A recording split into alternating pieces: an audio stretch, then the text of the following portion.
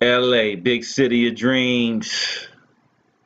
Take a look at LA, it ain't always what it seems. NBA season, off work, let's hit it up. LeBron James, aka Old Magic. Old Magic. Best all-around player since Magic Johnson to come to the Lakers. Congratulations on the LA Showtime Lakers on getting LeBron James, on adding pieces, on trying to make this team better, a contender. Things don't always go as planned, when you try to get people to come over and create your big three. But let's talk about what they got right now, what they're going to do this season. Preview time. Let's start off with the stats, or who's in, who's out. For this year, when you look at the Lakers, you start to look at them and you say, who's on this team right now? Because it's a pretty long-winded roster, okay? Let's take a look at the roster for 2018-19. I was looking at the previous year just for my information to see what they had and what they lost. Lonzo Ball, #1 draft pick, got to keep him, right? He's there. Addition, Mike Beasley. Joel Berry is on this preseason squad. I think he'll make the practice squad, but I think he'll be over in the G League out of North Carolina. Don't think he's going to pay dividends yet. Isaac Bonga, another G League guy, little stash away product they got from overseas. Looks like an okay talent, but has to really acclimate himself to the NBA game, which is a faster pace. So he'll be in the G League, in my opinion. So will Jeffrey Carroll. Here goes a player that actually will be their Kentavious Caldwell-Pope. This will be their sharpshooting three-point guy. Kentavious Caldwell-Pope had a good season with Detroit, was supposed to be, and actually signed a pretty good contract with the Lakers. He's going to be their go-to from the field and the three-point shot, so he's going to have to pay dividends for this team. I consider him the J.R. Smith, hate to say that, of this squad. Alex Caruso, back up to Lonzo Ball. Never has really gotten the minutes, but is an incredible guard who I think could be a great backup guard in this league if given the time. Josh Hart, this is your glue guy, all-around player, key contributor. I said it in a lower tone voice, but he is actually one of the key aspects for them making the playoffs, will be Josh Hart. Next up, Brandon Ingram, Scottie Pippen to LeBron James. Hey, those two are going to be best friends. And depending on his play, we're going to see if Brandon Ingram can actually be the second tier star that they need for what they call the big three mechanisms that they're using in the NBA now. For the Golden State Warriors, it's the big five. Continue down, Kyle Kuzma, great season last year, led them in scoring with 16 points a game as a rookie. Very promising. They bring in a guy who he can learn under is Michael Beasley. Probably what Kuzma can learn from Beasley, because Kuzma's performance last year is what Beasley could have done throughout his whole career. Also #1 pick, and JaVale McGee. He is one of the key reasons why Golden State won the championship last year. If you didn't know, incredible player, big, long, athletic. Block shots. We're going to start to get in the stats and see why they brought him in. I really love this pick. Shvee, great summer league out of Kansas. Another glue guy who can pay dividends. This is what I think puts them over the hump over the Cavaliers in retrospect, because they have this kind of talent in addition to the talent that they have from the starting positions.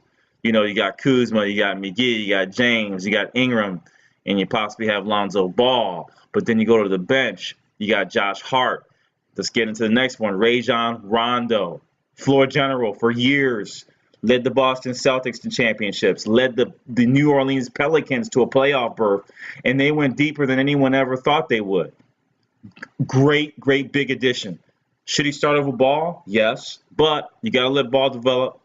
He's being paid. He's a star. He's the face of the franchise. Third face of the franchise now. So I think Ingram's taking his second spot, and LeBron has the first. But those three could be the big three. And, again, Lonzo Ball has not had a bad season. Don't expect him to score. Lonzo Ball is a Jason Kidd replica in ways, not this type of speed, as Jason Kidd, but has the vision and also has the characteristics to be a triple-double type of guy in the future, maybe a 15, 10, and 10. Downward bound. Lance will make them dance. Stevenson, let's go. New York City. We in here. This guy can break down anyone you want. Hey, you got J.R. Smith at the Contavious Pope for the 3, but now you got a guy that can create and possibly also can shoot. Lance Stevenson. I love this pickup. If he can keep his head on straight, you may have a fourth. I'm not going to call him part of a big 3, but he's the X factor that no one thinks about that can be as dominant as a big 3 type player when his head's on straight. Great pickup for this team. I like him on the second unit to make cause damage. Morris Wagner was their draft pick, a stretch 5. Travis Ware, I don't know if he'll make it, but he's another stretch 4. I like him, and he's athletic. Jonathan Williams, another pickup. I think he'll be in the G League. I don't know if he's going to play, but we shall see. He's a long, athletic player. You just saw him do his work right there. So he may be able to get some minutes from a rebound perspective. He can do that. Evov Zubac. Great preseason right now. He's going to be the backup center, JaVale McGee. Great addition for them. Excuse me, not addition. He's been there.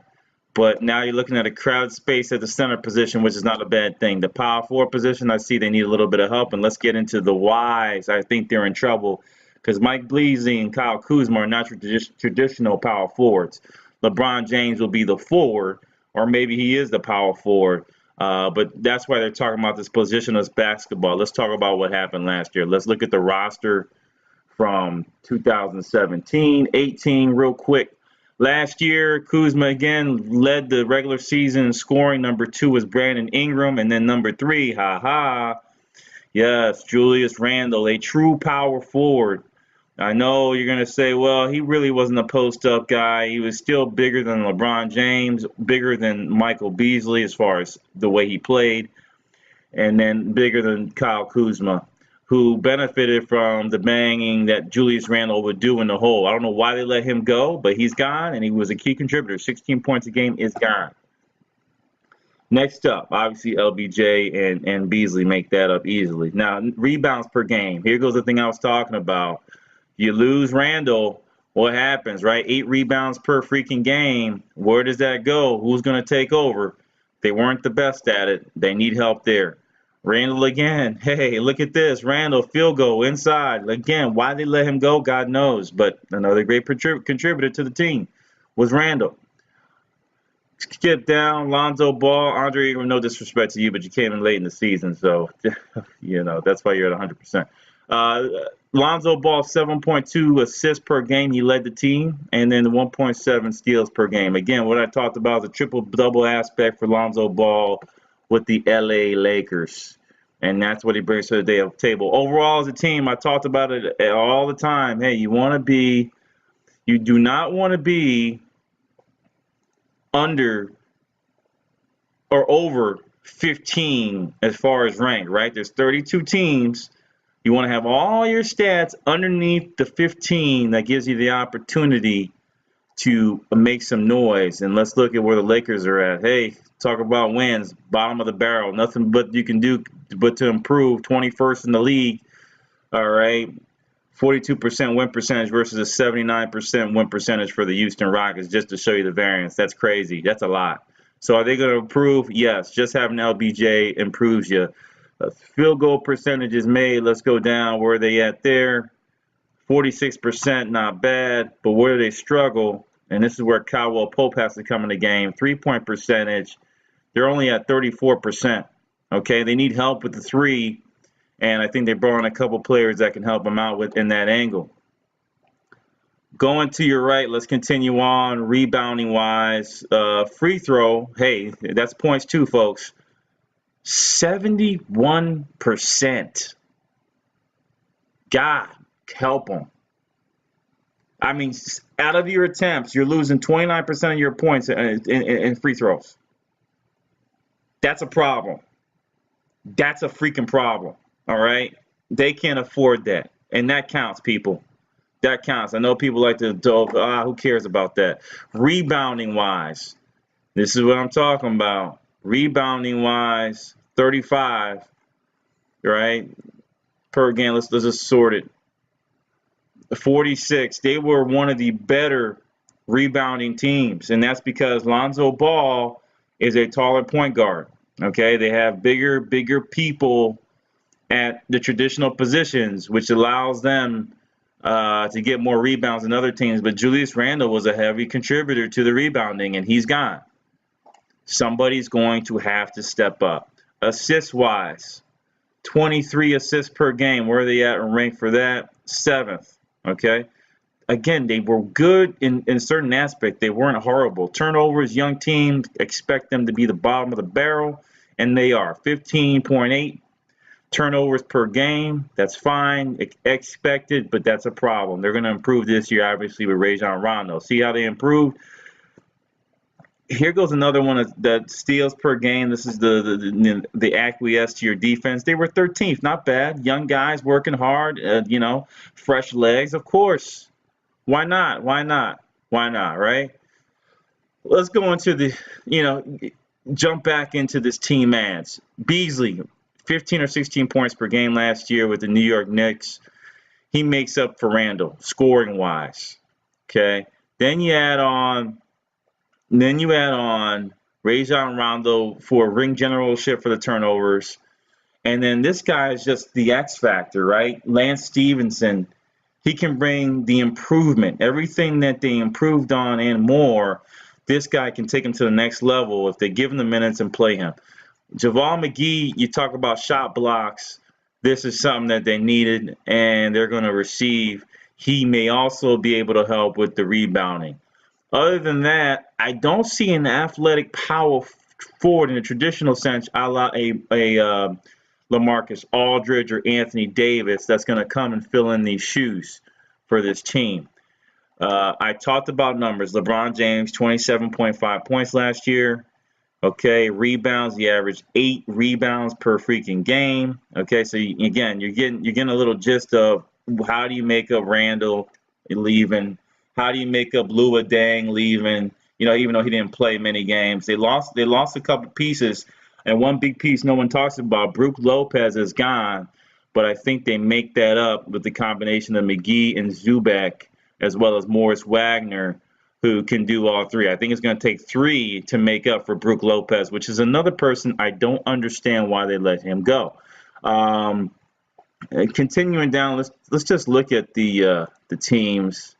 I'm going to separate it like this and line them up, right? Let's see. When we look at the division, I want to go here.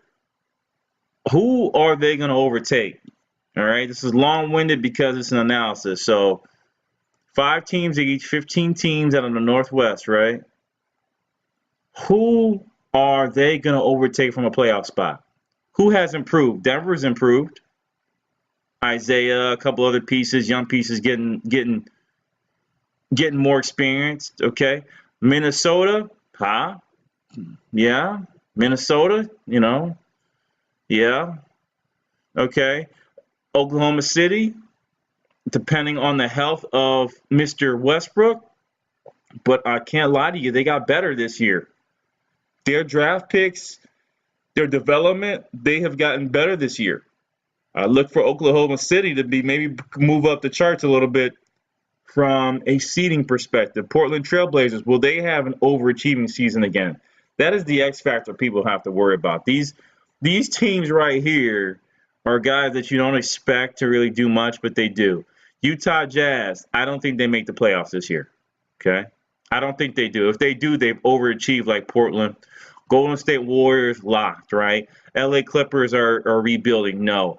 Lakers, just because of LBJ and the strength of this man, I put them on a 6th spot, 5th or 6th spot. Phoenix Suns, have they improved enough to make the playoffs? No. But they're going to be close, folks. They've added nice pieces, okay? They've added some nice pieces to complement what they have. Only problem, they didn't draft Miles Bridges. I don't want to get into that again. Sacramento Kings, have they improved enough to make the playoffs? No, but they have improved, and they could surprise many. They are loaded at the forward power forward positions. I love them there. They have everything they need at those positions to be a successful team. Skal, Giles, Bagley. Those are pretty good power forwards to have, right, on your team. And maybe Skal moves over to the center spot. Willie Cauley-Stein for the defense. Again, I don't want to jump into them, but they have improved. Will the Jamaican man, I don't know, or Bahamian, I forgot where he's from. I'm sorry. Will he improve number 24 enough to make them a playoff contender? That is going to be something we have to look for. Dallas Mavericks, have they improved? Yes, sir. Doncic, Dennis Smith, Wesley Matthews, Harrison Barnes, Powell at the nice looking team. Can they make a run? So we got 3 for sure here. One, I think there'll be 3 from this division, Northwest, okay? Utah, Portland, Oklahoma City, maybe Denver or Minnesota. I doubt Minnesota with all turmoil, but maybe Denver, okay?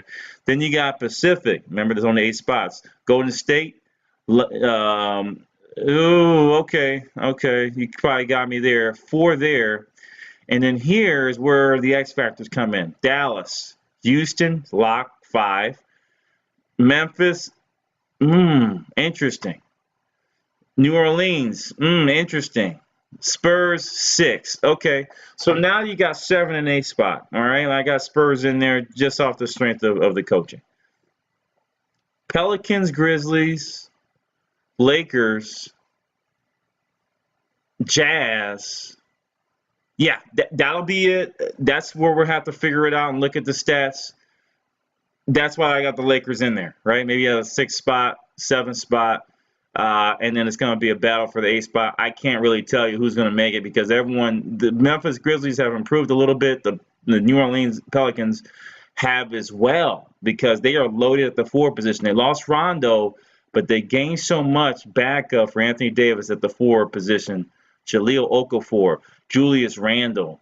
I like that, the triple-headed monster. Can they make up for DeMarcus Cousins? I don't think so, but they'll be close with all those guys. And then they still have the same point guard in Holiday. So interesting to look at these rosters and the trajectory for the Lakers. New additions, obviously, LBJ Stevenson, and then Mr. Rondo, along with JaVale McGee. I think they have the opportunity to be one of the surprise teams this year in making the playoffs. But I just said that uncharacteristically because there is LeBron James, and no matter where he goes, even if it was the Atlanta Hawks, he's expected to make the playoffs. So great moves for the Lakers. LA, big city of dreams. I got them 6. I think they need another bigger power forward to complement this team. A guy that can run and jump, a la Clint Capella. Even though they got McGee, I think they need somebody else, maybe at a 6'10", 6'11" range leaper that can play that role. And they may find that in Jonathan Williams, that pickup. But I don't know if they're going to be able to get that output this year. So that's all for the Lakers. 5th slot, a little longer review. We had to review some stats and the losses that they had. I think they have a good trajectory here and a couple trade moves, and they're good to go. They're also all set up to make some trades for Kawhi Leonard if he so decides to come. I think there's a couple people they can let go, but I wouldn't let go of Ingram. All right, folks, I'm out. Off work.